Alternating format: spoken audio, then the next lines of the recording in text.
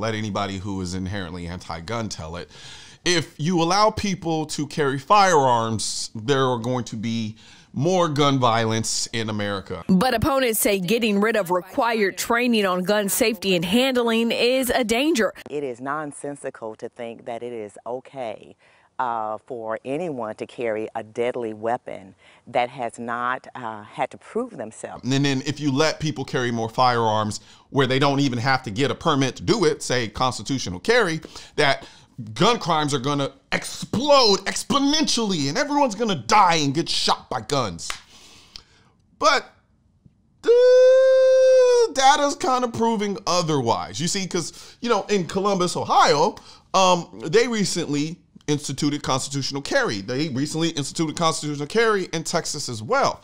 And, well, this happened. One of the issues that has plagued the cities across Ohio, including here in central Ohio, is gun violence. A new study just released is now unearthing if the Buckeye State's constitutional carry law impacted gun violence in cities.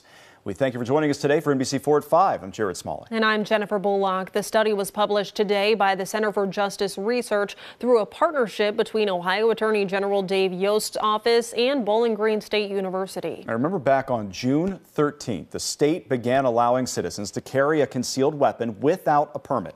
The study looked at gun violence in the state's 8 largest cities. 6 saw less gun crimes after the law changed. The data spans from June 2021 to June 2023. And one of those cities that saw a decrease was the city of Columbus. Before the law, the rate per 1,000 people of crimes was 10.79. It dropped to nearly 9.5%. Other cities that saw decreases are Cleveland, Toledo, Akron, Parma, and Canton. The cities that featured a jump are Cincinnati and Dayton. NBC4 spoke with Attorney General Dave Yost today, who says this proves those statements are not true.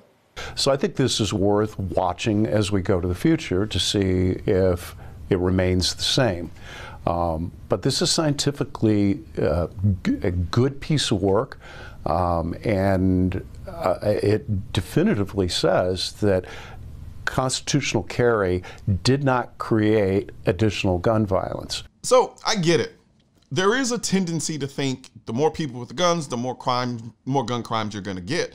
But as we're starting to realize, reality isn't always a direct one-to-one correlation. And maybe there are some other things that drive gun violence that have nothing to do with guns. And I think that's the part of the conversation we need to start exploring a little bit more to understand why we do have the gun violence that we do have in our country. But because everybody automatically assumes that the mere presence of guns is what's driving up gun violence, and to some degree, if you think about it just from an elementary level, yes, if there are absolutely no guns in the country, then there will be no gun violence. But there are guns. There are over 400 million of them.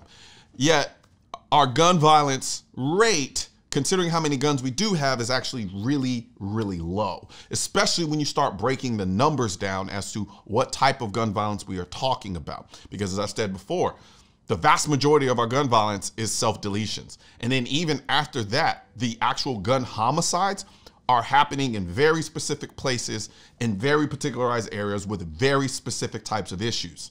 It's not like it's widespread, but they don't want to talk about that aspect of it because they understand that once we start getting into the nitty-gritty of the information, their whole argument about why we need more gun control starts to, you know, become weaker and weaker. Now, as you can see here, constitutional carry is one of those things where you think, okay, yeah, people should get training in order to carry a firearm.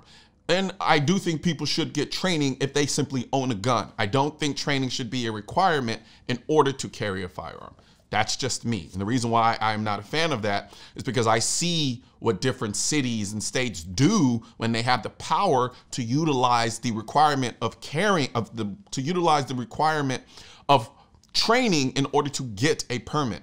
If we lived in a perfect world where everyone saw guns objectively and didn't see them for the political stance that they've become, whereas I just hate guns and I don't want anybody to have them, then it'd be different, because what we could then do is say, okay, let's sit down and come up with objective standards that would allow people to carry a firearm. But even still, the ability to carry a firearm isn't a privilege.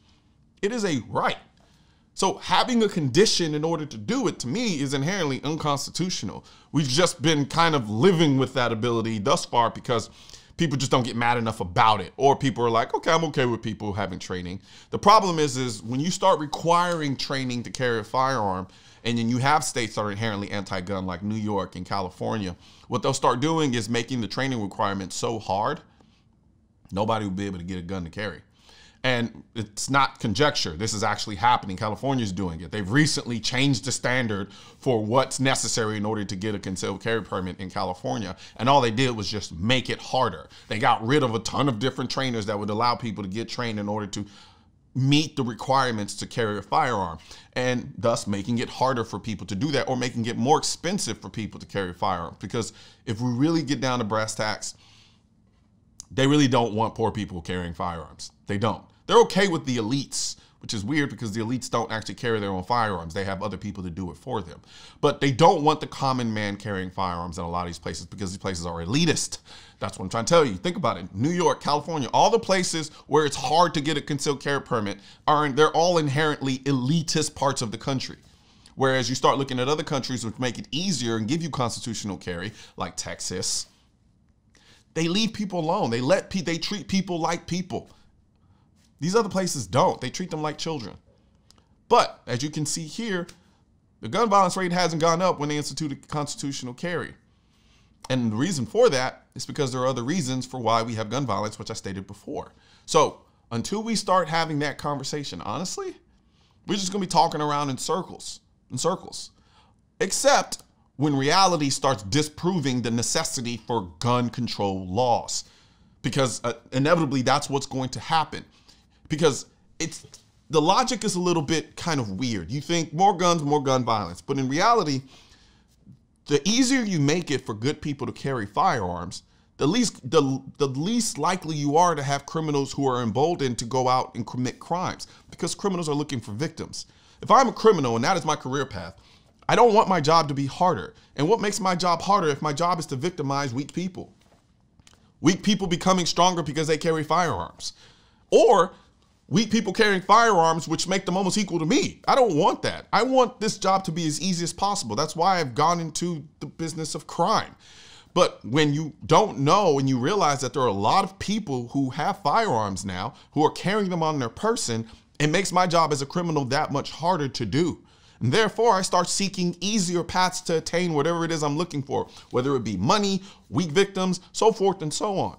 So you're going to start seeing criminals start to second think that career path. But it doesn't work if all your laws do is make it harder for good people to get firearms. Because prior to these laws passing, the criminals still had firearms anyway. You can pass whatever law you want. You can pass this law, criminals were already carrying guns. You can tell them they can't carry guns, they're already carrying it. You can tell them they can carry guns, they're like, whatever, I was already carrying them to begin with because I am a criminal. The laws don't matter to me. So when you do create laws, the only people that laws matter to are the people who are willing to obey them. We've said this ad nauseum.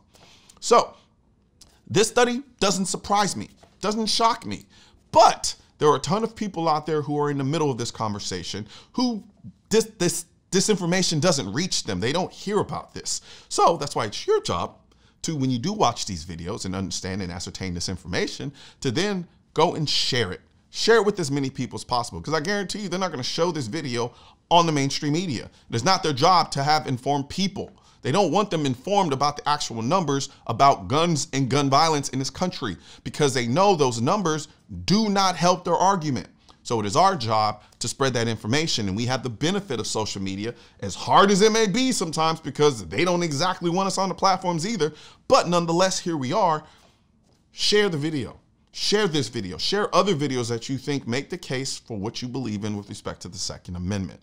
And also, don't forget to like, share, subscribe, leave a comment in the section area, right? But after you do that, head over to the link in the description section, as I have my state-specific Keep America Tactical shirts on there. We have them in all 50 states. We have them in shirts. We have them in hats. We have them in drinkware. I mean, this isn't it right here, but yeah, I got my little, Colion Noir Stanley. But head over to the link in the description section and check it out.